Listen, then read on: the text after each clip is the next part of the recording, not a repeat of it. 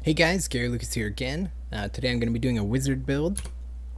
This is the Frozen Orb build. So it's still pretty good even after its nerf. It just means that you can't just throw out Frozen Orbs willy-nilly. You actually just have to land them so the explosion hits as many enemies as possible. So obviously the build revolved around Frozen Orb. It does a lot of damage and it's pretty awesome. It has a wide radius and it slows things as well because it does the cold. Now I also run Glacial Spike. Electrocute did get nerfed, but I was running Glacial Spike regardless. I like the fact that it can stun things, which is really good with the Frozen. It's also a very fast skill. I don't have much attack speed with these rares that I have, but it's still very good. You can farm Torment 1 super easy. You're going to be taking Teleport. You can kind of replace Teleport with like Mirror Image or Slow Time if you really want, but I think Teleport is still kind of like by far the best. It obviously doesn't break CC, so that's not the greatest, but it allows you to get away from things that would CC you. It can break Jailer, which is fine, but it doesn't break Frozen.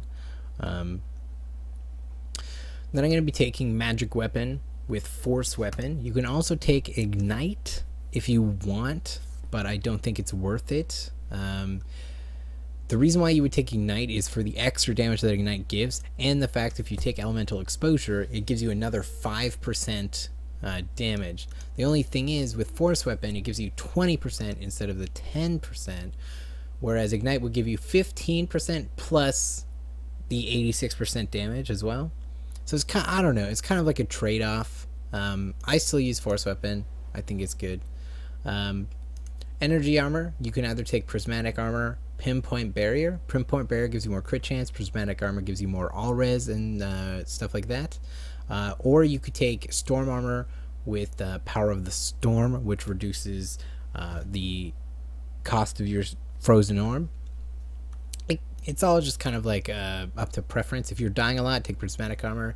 If you want more crit chance, take this. If you have like perfect gear, you might as well take Power of the Storm because it just reduces your stuff even more. I like taking Pinpoint Barrier. And then you're going to be taking Black Hole with Absolute Zero. Reason why you take this is because it is CC. It sucks everything into it that's around it. And every enemy you hit in the Black Hole, you get 3% increased damage for 10 seconds. For every enemy hit. So basically, if there's 10 enemies in there and you hit all of them, which you will if you use one Frozen Orb, you instantly get 30% increased damage for 10 seconds, which is really good. Super powerful. You're going to be taking Glass Cannon because it's an extra 15%. Obviously, you take 10% more damage effectively, but whatever. Cold-Blooded because enemies chilled or frozen take 10% more damage. So Black Hole, because it's a cold spell, chills enemies. Same with Magic Missile. So basically using either of these instantly powers up your Arcane Orb, and also using one Arcane Orb instantly powers up all your other Arcane Orbs. So Cold-Blooded is really good. You can take Astral Presence here, or you could take Unwavering Will. You could feasibly take Audacity, but I don't like getting too close to enemies, especially elite packs. So you can take Unwavering Will, which is when you stand still, you gain 20 armor, 20 all-res, and 10% damage. Another good one is Unstable Anomaly. If you find yourself dying, it just instantly revives you and releases a shockback or a knockback. You could also take Power Hungry if you really want. I don't think it's that good, but mostly you take this. Prodigy is also really good if you really need to gain arcane power back, but with our build, with our gear that I've been choosing, I think you probably won't need this. So you can take Unwavering Will, or you can take Astral Presence. I don't really stand still too much, so I take Astral Presence, and then I take Elemental Exposure. because every type of damage you do increases your damage by 5%. Now, you're automatically doing cold damage, so that increases your damage by 5%. So you gain the 5% just from using any of these spells once. You instantly gain 5% more damage. So that's kind of the build. Let's take a look at Paragon points.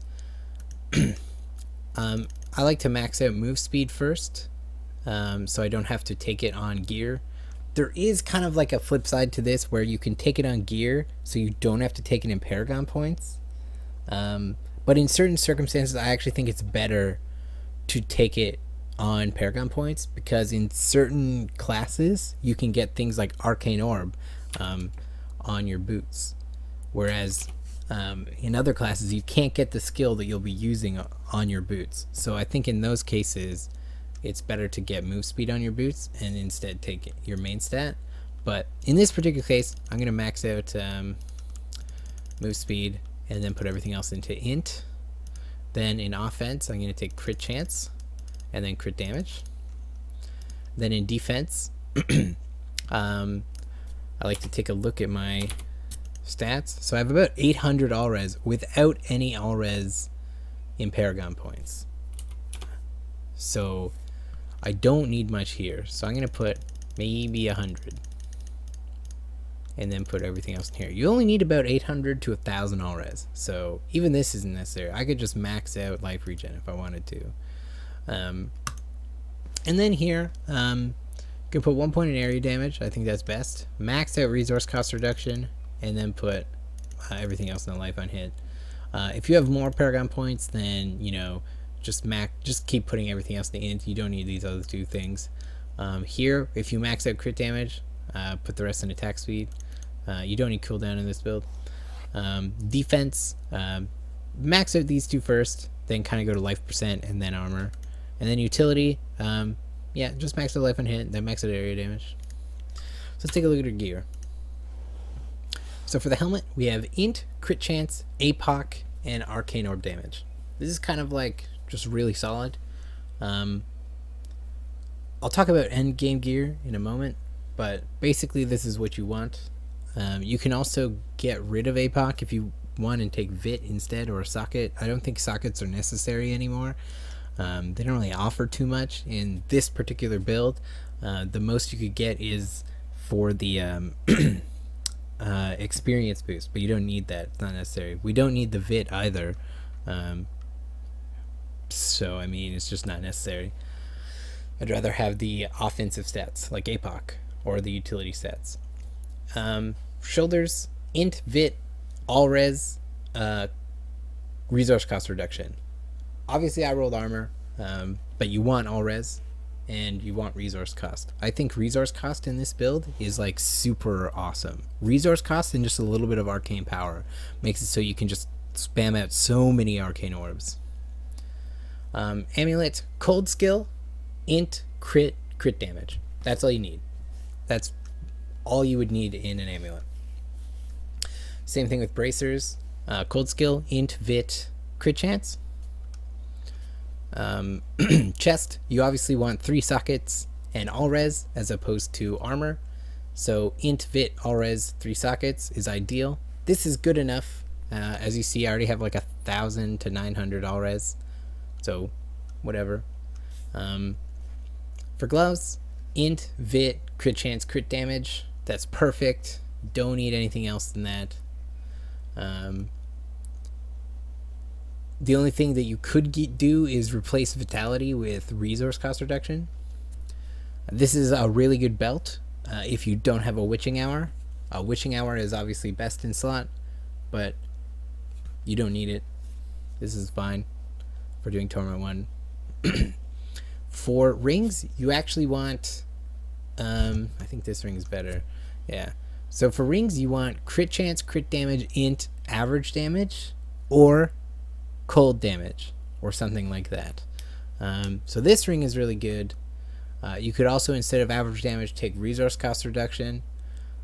This ring isn't the greatest, but it's what I found, so it's good enough. Pants, int, vit, all res, 2 sockets. That's all you need. Not really much to explain there. For your wand or your main hand, I have resource cost reduction, int, and a socket. Best in slot is obviously in Azurath for this build. The cold skill. I roll a pretty crappy Azurath, but ideally you want cold skill, int, socket. So, oh well, it's good enough. The damage on the weapon doesn't matter because the skill turns it into for cold. For your offhand, there's a lot of options. Basically, you want int, crit chance, average damage, APOC, and then instead of the resource cost, you actually want arcane orb damage. I wasn't lucky enough to get that. I tried rolling into it, but after a few rolls, I only got the best thing I got was the resource cost reduction, which is still pretty good. And for boots, int, fit, all res, arcane orb. You can also get arcane orb. Oh yeah, arcane orb up here. So yeah, you have a lot of percent damage which isn't being calculated by this. So this damage here is actually completely incorrect. So I have 14 arcane orb, 15 cold, 12 cold, another 11 arcane orb, and then if this had arcane orb, there would be arcane orb there too. So it's just like all this extra damage that isn't being calculated by their sheet DPS. And so that basically gives us around 6 APOC and then close to 30% resource cost reduction.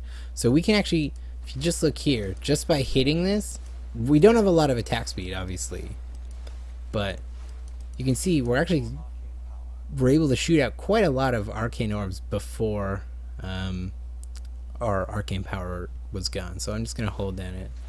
You can see. And like if we were hitting things, we would also be gaining arcane power back from critting, because we have about 56 crit chance. So let's just go and see how this build works on Torment 1. We should be able to just kind of like destroy things. So I'm going to power up with these. So this will give me 60% crit chance, and then this will increase my damage by 20%. So let's just see how these things work. So first thing you can do is black hole, arcane orb, get 11 stacks. So now my arcane orb has about 33% increased damage. Obviously it's going to waste, but it doesn't really matter. It's just kind of the principle. And you just want to position yourself so your arcane orb explodes where the mobs are. Otherwise, you're wasting a lot of damage.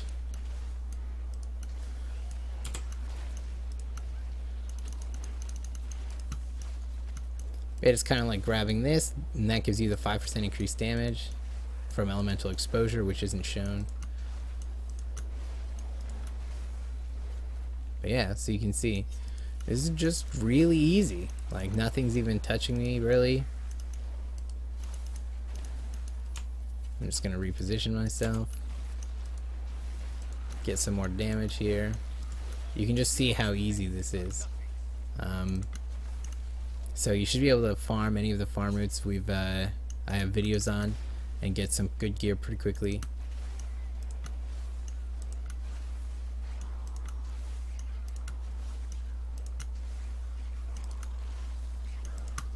But yeah, you can see this is just super easy. I want to try to find an elite pack.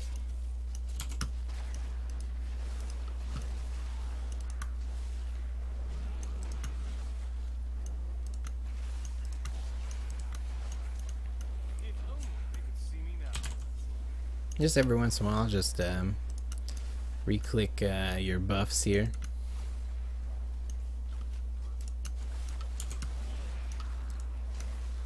You see how I position myself so my arcane orb would explode right on top of the enemies. It's pretty easy with black hole. It's pretty easy to reposition. I'm not even playing too fast. Like if I was playing in a group, I'd probably be playing a little bit faster. But okay, here's an elite pack. So I'm gonna do black hole, and then just kind of spam this. So this isn't very good. Kind of position myself pretty badly there. Just black hole again. I want to try and get as much damage as possible. You don't forget you can hold shift to kind of like stay in one place. Hey, so you see, that was pretty easy. I kind of got caught there a moment, but see, it was no trouble.